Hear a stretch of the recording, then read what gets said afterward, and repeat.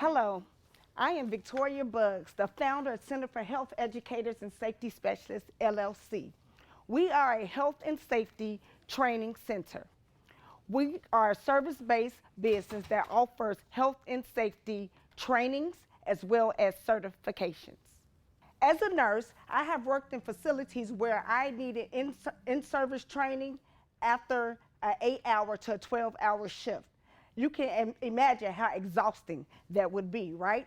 Not just for me, but for the 1.5 million healthcare providers in the the DMV area. Our problem is these courses are free, but we're exhausted, we're tired, and most of us don't even pay attention while we're in the class. We just want to sit in the class, get our block checked, and go home. Has anyone ever felt like that in a training? Absolutely.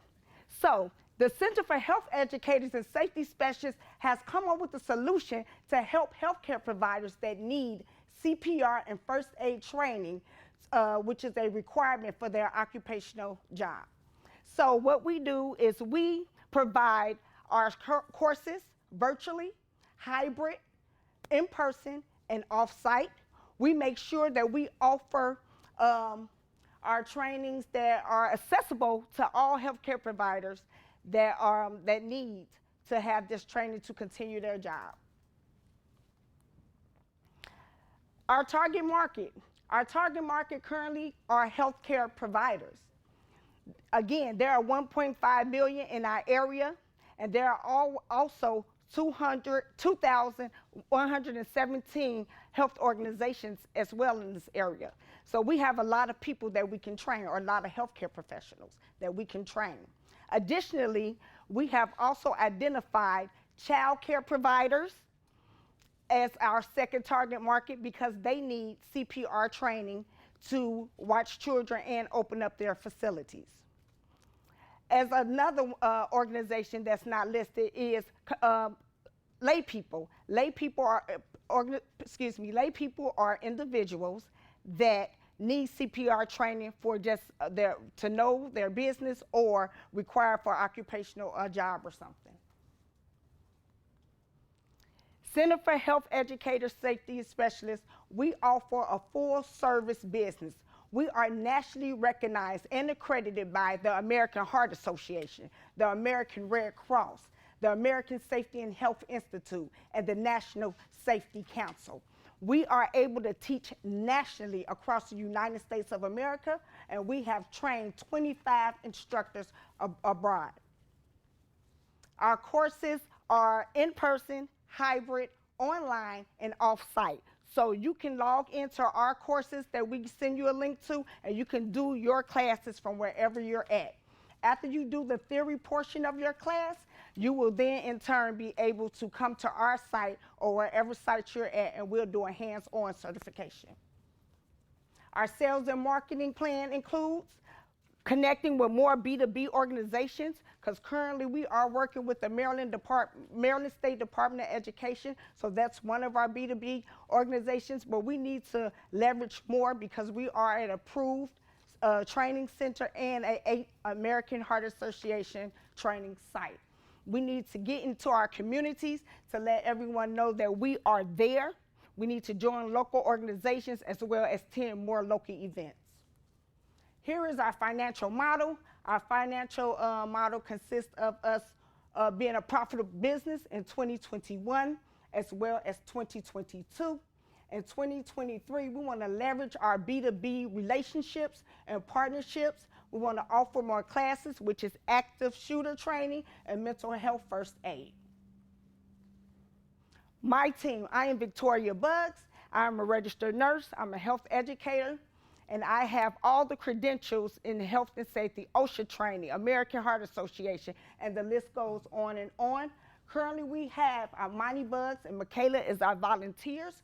We're going to, in 2023, we are going to hire them on as 1099 contractors. We would like to hire on one part-time employee, and for the rest of our operational services, we will use third-party vendors. Our milestones. From conception, we have accomplished so much in our training to establish our business.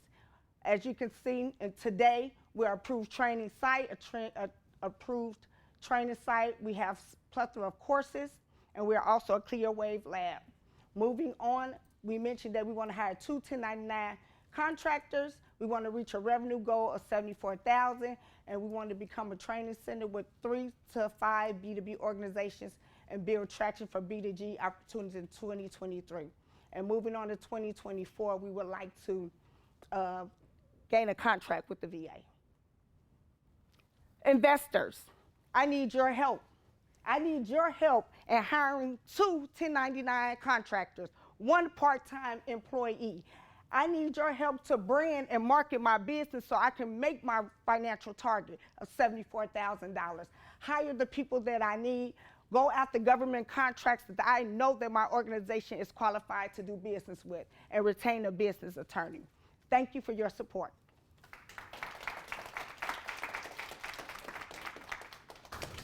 Down here this time. All right. So, first question, help me understand who the current customers are. So my current customers right now are healthcare professionals. However, by me working with the Maryland State Department of Education, I have received more of the the child care providers as well, and some construction companies that their workers need to be CPR and first aid certified. Initially, healthcare providers are my target market. So are they, but they're coming from a B2B lead. You're not reaching out to them directly somehow, or getting in touch with them directly. So it's not all B2B. Most people, I have a website, they contacted me individually. Okay. So I have trained in Maryland over 1,300 regular individuals, just lay people that just call and say. They just find me on my website, sir. Do you think, and now going forward, how do you see that mix evolving? Because I mean, you know, I'm with it. There's an enormous market here. You've laid out pretty clearly the sort of competitor matrix, right? Why it's convenient to be in person, why this flexibility is important. So I'm curious how you see 2023 revenue mix. What are you hoping for? So my 2023 revenue mix will include adding 2 significant courses, which is mental health first aid and active shooter, which is a nationally public health priority right now. I will use my grant writer and my proposal writer to kind of dig into that funding that the government has provided SAMHSA and other nonprofit or government organizations to seek out people like me, trainers like me, to go out into the community and train. So that's one thing. And to continue, our services, CPR instructors or healthcare providers need this certification every 2 years, meaning that right now they're coming up on a renewal. So these customers will continue to come back to me back and forth if they want to work, because they need it for occupational use. And then final question, real quick, what did you spend in 2022 on direct-to-consumer advertising? So in 2022, direct consumer advertising basically was limited, which is a big problem. That's why that is why I need more branding and marketing. I need that to bring more awareness to my business. Then I will be able to fill all my seats to capacity, and I'll make a better revenue. Good. Yep. Is this full-time or part-time? So right now I'm doing this part-time as a part-time business. And you mentioned hiring an employee. Kind of based on your financials, it doesn't look like you are overloaded with money and that you don't have enough time to be able to do it. So why is your next step in hiring an employee? My next step in finding a part-time employee is to get my business organized. I need that person to continue to schedule those classes, continue to do the marketing that I need and the reaching out that I need. Right now, I plan on my business being a full-service training center. CPR really is not a business where you can just quit your full-time job and go after, only if you have that B2B and B2G connection. 2023, there were 4 contracts for the government that was over $1 million. I need to be in that market. So yes, I need to get out there and market. I need to be able to have somebody help me out because I can't do it all by myself.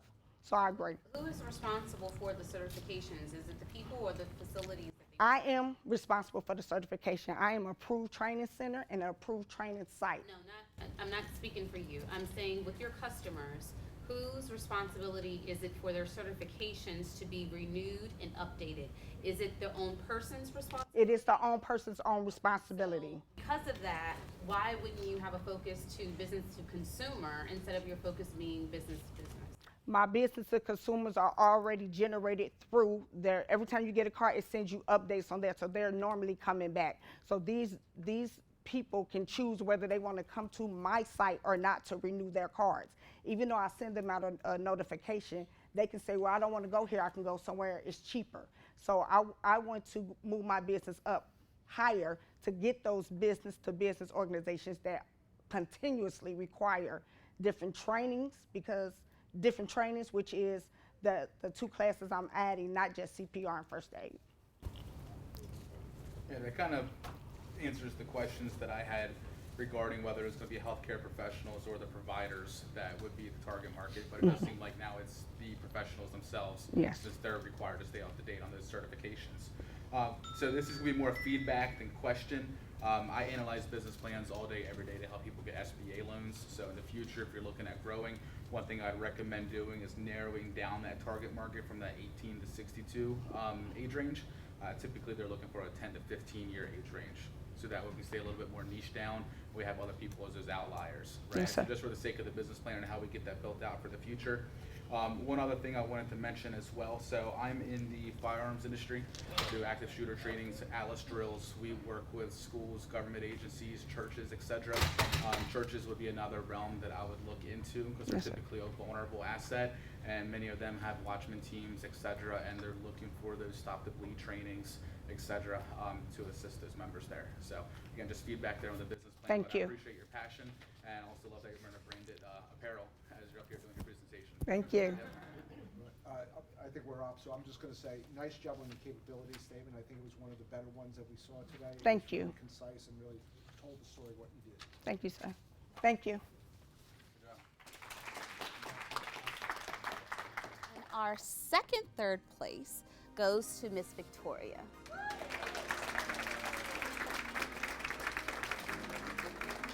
Victoria, we think you did an amazing job on your pitch. You have a very clear and understandable business, and there is a need for what it is that you're doing. We do want you to concentrate on who your competitors are a little bit more. Focus on the new courses that you're going to offer within the year, and we hope this helps you in that process. Congratulations.